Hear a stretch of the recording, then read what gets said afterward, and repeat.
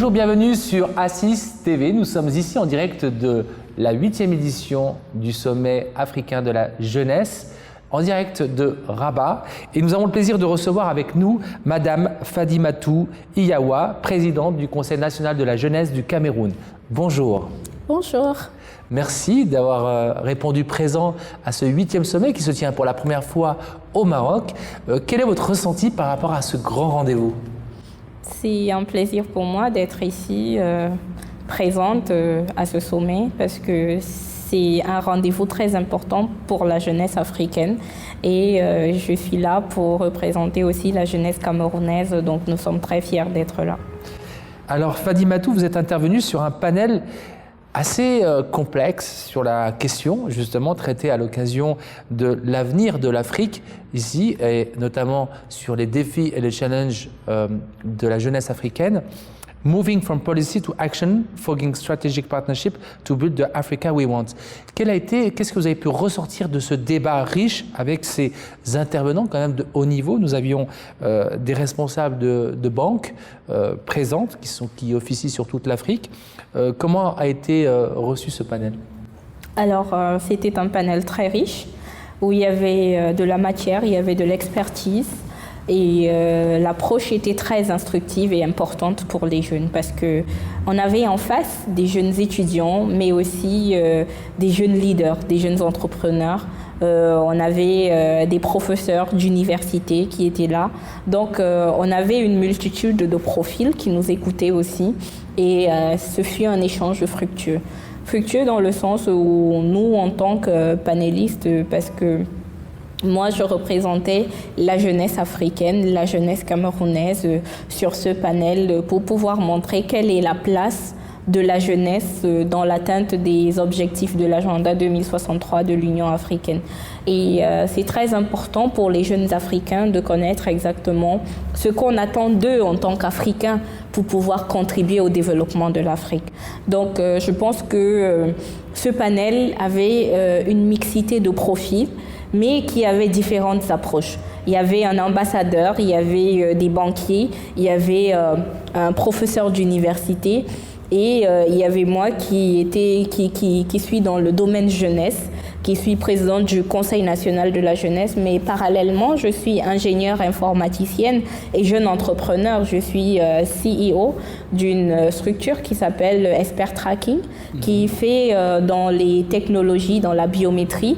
Et c'est très important pour nous d'avoir ce type d'échange sur ce genre de plateforme avec des jeunes étudiants qui ont une carrière à construire.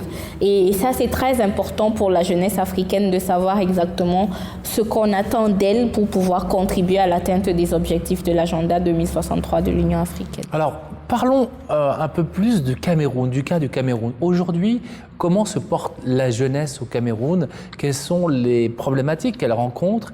Et est-ce qu'il y a des dispositifs? Est-ce que les gouvernements ont réagi, sont à l'écoute de cette jeunesse? Alors, c'est très important de dire que la jeunesse camerounaise aujourd'hui, elle est une jeunesse sur laquelle le pays compte, sur laquelle le continent compte. Parce que nous sommes le présent et l'avenir de l'Afrique. La jeunesse camerounaise représente plus de 60% de la population globale du Cameroun. Et cette jeunesse-là, aujourd'hui, est à un tournant décisif de sa place dans la société. Dans le sens où la jeunesse camerounaise, aujourd'hui, on fait face à plusieurs défis. On a des problèmes sécuritaires dans les régions du nord-ouest, du sud-ouest, de l'extrême nord du pays avec le Boko Haram et tout. Et c'est les jeunes qui sont en première mise là sur ce type de problème. Et la place des jeunes, il y a eu un grand dialogue national au Cameroun qui a été convoqué par le chef de l'État, son Excellence Paul Biya. Et pendant le grand dialogue national, la jeunesse camerounaise a joué un rôle important. J'étais la 4e vice-présidente du grand dialogue national où à la tête du grand dialogue national, on avait le premier ministre chef du gouvernement. Les jeunes étaient représentés pendant ce grand dialogue national dans toutes les commissions.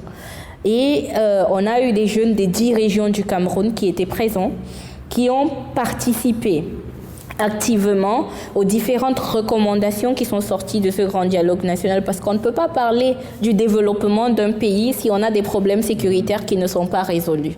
Ça va de pair. Donc, développement du pays va avec une paix durable. Ça, c'est très important. À côté de ça, on a des initiatives qui sont mises en place en faveur de la jeunesse.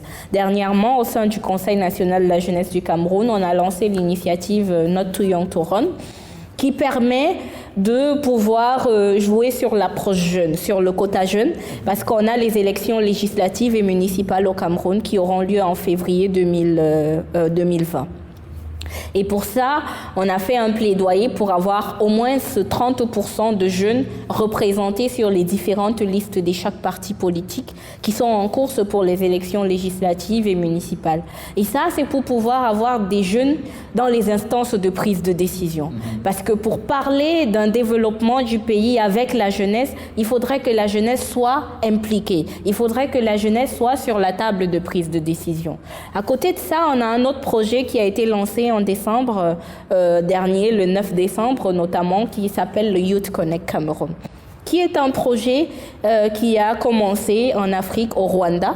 Ça a été lancé en 2012 par le président Paul Kagame, qui à la suite, on a eu le Youth Connect Africa et on a eu Youth Connect Africa Hub qui s'est créé. Et donc, plusieurs pays africains ont commencé à répliquer le Youth Connect de leur pays. Et donc, le Cameroun fait partie du 12e pays africain à avoir lancé l'initiative Youth Connect. Et c'est une initiative qui permet de pouvoir créer des opportunités pour les jeunes Camerounais. Pour les jeunes Camerounais de l'arrière-pays, qui sont au niveau national, mais qui sont aussi dans la diaspora.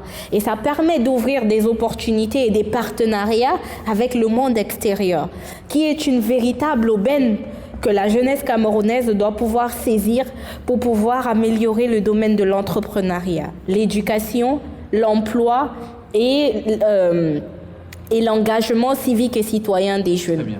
Donc, vous voyez, il y a plusieurs chantiers sur lesquels la jeunesse camerounaise travaille d'arrache-pied pour pouvoir contribuer au développement de son pays.